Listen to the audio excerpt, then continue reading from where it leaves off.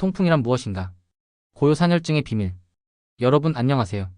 오늘은 많은 분들이 이름은 들어봤지만 막상 겪어보기 전까지는 얼마나 아픈 병인지 모르는 질환, 바로 통풍에 대해 이야기해보겠습니다. 영상 시작 전 구독과 좋아요 부탁드립니다.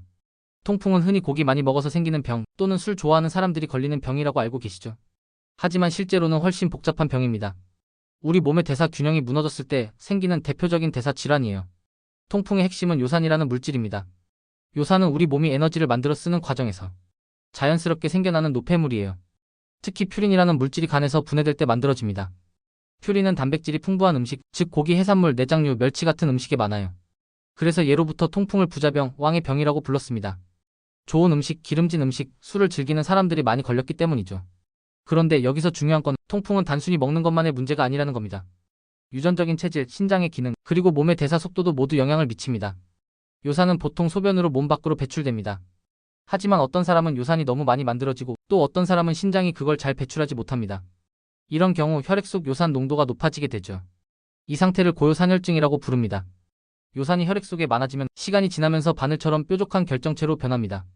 이 결정이 관절 속에 쌓이면서 염증 반응을 일으키고 극심한 통증을 만들어요. 이게 바로 통풍의 핵심 기전입니다. 보통은 발가락, 특히 엄지발가락 관절에서 시작됩니다. 하지만 발목, 무릎, 손가락, 팔꿈치 등 다른 관절로 번질 수도 있습니다. 많은 환자분들이 이렇게 말합니다. 선생님, 바람만 스쳐도 아파요. 정말 그 표현이 맞습니다. 통풍 발작이 일어나면 그 부위는 붉게 달아오르고 부으며 살짝만 건드려도 불에 댄 것 같은 통증이 느껴집니다. 그런데 문제는 이 통증이 며칠 지나면 자연스럽게 가라앉는다는 거예요. 그래서 이제 다 나았다고 착각하고 그냥 넘어가는 경우가 많습니다. 하지만 요산이 여전히 몸속에 남아있다면 이 고통은 반드시 다시 찾아옵니다. 그리고 반복될수록 관절이 손상되고 모양이 변하게 되죠. 심하면 뼛속에 요산 덩어리, 즉 토피라는 돌 같은 것이 생기기도 합니다. 이 시점에서 통풍은 단순한 통증이 아니라 만성 질환이 됩니다. 그래서 조기 치료와 꾸준한 관리가 정말 중요합니다.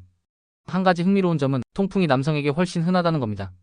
특히 30대 후반에서 50대 초반의 남성이 많아요. 여성은 폐경 이후 요산 수치가 조금씩 올라가지만 그 전에는 에스트로겐 덕분에 요산이 잘 배출됩니다. 또한 비만, 고혈압, 당뇨, 고지혈증이 있는 분들일수록 통풍이 함께 나타나는 경우가 많습니다. 즉, 통풍은 단순히 관절만의 병이 아니라 대사 증후군과 깊이 연결되어 있는 병입니다. 결국 통풍이란 몸이 보내는 하나의 경고 신호입니다. 지금 당신의 대사가 균형을 잃고 있다는 신호죠. 요산의 비밀. 왜 어떤 사람은 통풍에 걸리고 어떤 사람은 괜찮을까? 우리 몸은 매일 수많은 세포를 만들고 또 없앱니다. 이 과정에서 퓨린이라는 물질이 생기죠. 이 퓨린이 분해될 때 최종적으로 만들어지는 노폐물이 바로 요산입니다. 즉, 요산은 나쁜 물질이라기보다 몸의 대사 과정에서 생기는 자연스러운 부산물이에요. 그런데 이 요산이 너무 많아지면 문제를 일으키게 됩니다. 정상적인 경우 요산은 혈액 속을 돌다가 신장을 통해 소변으로 배출됩니다. 하지만 배출 능력이 떨어지거나 몸에서 너무 많이 만들어질 때 요산은 혈액 속에 남게 되죠. 이렇게 남은 요산이 농축되어 결정체로 변하면 그게 바로 통풍의 시작입니다. 그럼 질문이 생기죠. 왜 어떤 사람은 요산이 잘 빠지고 어떤 사람은 안 빠질까? 이건 유전과 체질, 그리고 생활 습관의 차이입니다. 예를 들어 가족 중 통풍 환자가 있다면 유전적으로 요산 배출 효소가 약할 가능성이 있습니다. 또한 비만이 있거나 인슐린 저항성이 있는 사람은 요산이 신장에서 잘 빠져나가지 못합니다. 그래서 비만과 통풍은 매우 밀접하게 연결되어 있습니다. 술, 특히 맥주는 요산을 높이는 대표적인 원인입니다. 맥주에는 퓨린이 많고 알코올은 요산의 배출을 억제합니다. 또한 단 음료나 가공식품에 들어있는 과당도 문제예요.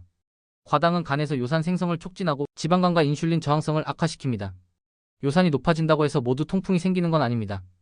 요산이 높은 상태를 고요산혈증이라고 부르는데 이 중 일부만 통풍으로 발전합니다. 요산이 결정체로 바뀌려면 혈액의 온도, pH, 체내수 분량 등 여러 조건이 맞아야 하기 때문이죠. 결국 통풍은 단순히 요산이 많다는 게 아니라 그 요산이 몸 안에서 어떤 형태로 존재하느냐의 문제입니다. 통풍의 주요 원인. 음식, 술, 그리고 스트레스. 많은 환자분들이 이렇게 묻습니다. 선생님, 통풍은 결국 음식 때문 아닌가요? 정답은 절반은 맞고 절반은 틀리다입니다. 통풍은 분명히 식습관과 밀접한 관련이 있지만 단순히 고기 몇 번 먹었다고 생기지는 않습니다. 고기, 내장류, 멸치, 새우, 조개, 맥주 같은 음식들은 퓨린 함량이 높기 때문에 요산 수치를 급격히 올릴 수 있습니다. 그러나 이것보다 더 중요한 건 몸의 대사 상태입니다. 스트레스가 많고 잠이 부족하며 과로가 누적되면 몸의 염증 수치가 올라가고 요산의 분해도 더디게 됩니다. 또 하나 간과하기 쉬운 원인은 탈수입니다. 수분이 부족하면 요산이 소변으로 잘 배출되지 않습니다. 그래서 물을 자주 마시는 습관이 매우 중요하죠. 술 역시 강력한 요산 상승 요인입니다. 특히 맥주와 소주는 요산 생성을 늘리고 배출을 억제합니다. 반면 와인은 비교적 영향이 적습니다. 결국 통풍은 먹는 양보다 먹는 습관의 병입니다. 폭식, 야식, 잦은 음주, 물 부족. 이 네 가지가 통풍을 불러오는 핵심 패턴이에요. 통풍 발작의 순간. 바람만 스쳐도 아픈 이유. 통풍 발작은 보통 갑자기 찾아옵니다. 자고 일어났는데 발가락이 퉁퉁 부어있고 불에 데인 것처럼 아프죠. 왜 이렇게 갑자기 오는 걸까요? 그건 요산 결정이 관절에 쌓였다가 몸의 환경이 변하면서 결정이 녹거나 움직이기 때문입니다. 이 과정에서 면역세포들이 요산 결정을 침입자로 인식하고 공격을 시작합니다. 그 결과 관절 주변에 강한 염증이 생기죠. 이때 나타나는 게 바로 붓기, 발적, 열감, 극심한 통증입니다. 통풍 발작은 보통 3일에서 10일 정도 지속됩니다. 그 후 자연스럽게 가라앉지만 몸 안에 요산은 그대로 남아 있습니다. 그래서 치료 없이 넘기면 몇 달 후 또다시 발작이 반복됩니다. 이게 이번 3번 반복되면 이제는 만성 통풍으로 진행합니다. 통풍의 치료. 지금 아프다면 어떻게 해야 할까? 통풍 발작이 왔다면 먼저 해야 할 일은 통증 조절입니다. 일반적으로는 아이부프로펜 같은 소염제나 콜치신이라는 약을 사용합니다. 이 약은 염증 반응을 빠르게 가라앉혀 줍니다. 통증이 너무 심하면 스테로이드 주사나 단기간 복용으로 조절하기도 합니다. 그런데 주의해야 할 점이 있습니다. 발작이 있는 동안에는 요산 강화제를 시작하면 안 됩니다. 요산이 갑자기 떨어지면 결정이 더 많이 움직여 오히려 통증이 심해질 수 있거든요. 발작이 가라앉은 뒤 꾸준히 요산을 낮추는 치료를 시작하는 게 중요합니다. 재발 방지. 알로퓨리놀과 요산 관리 전략. 통풍은 한 번으로 끝나지 않습니다. 요산이 계속 높은 상태라면 언제든 다시 발작이 일어날 수 있습니다. 그래서 장기적으로는 요산을 낮추는 치료가 필요합니다. 대표적인 약이 알로퓨리놀입니다. 이 약은 요산을 만드는 효소를 억제해 혈중 요산 수치를 낮춥니다. 비슷한 계열로 페북소스타트도 있습니다. 이 약들은 꾸준히 복용해야 효과가 있습니다. 요산 수치는 보통 6mg 이하로 유지하는 것이 목표입니다. 하지만 약만으로는 충분하지 않습니다. 식습관, 수면, 스트레스, 체중 조절. 이 모든 게 함께 관리되어야 합니다. 통풍 예방을 위한 식단과 생활습관. 통풍 관리의 절반은 식단 조절입니다. 고기와 해산물을 완전히 끊을 필요는 없습니다. 대신 양을 줄이고 가공육과 내장류는 피하는 것이 좋습니다.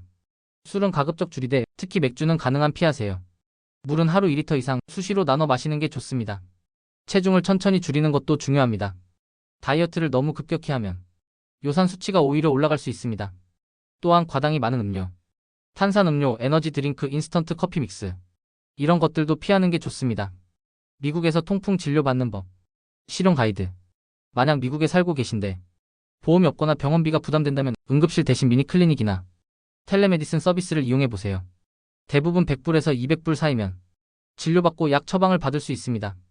이 방법은 빠르고 편리하며 보험이 없어도 접근이 쉽습니다. 진료 시에는 이전 통풍 기록, 복용 중인 약 알러지 여부를 꼭 알려주세요. 통풍 완치의 길. 평생 관리의 지혜. 통풍은 한 번 걸리면 평생 간다는 말을 많이 하죠. 하지만 정확히 관리하면 재발 없는 삶도 가능합니다. 핵심은 요산 수치를 꾸준히 체크하고 몸의 신호를 놓치지 않는 겁니다. 음식 하나, 수면 패턴 하나가 몸의 밸런스를 바꿀 수 있습니다. 의학은 병을 고치는 학문이지만 건강은 습관이 만드는 예술입니다.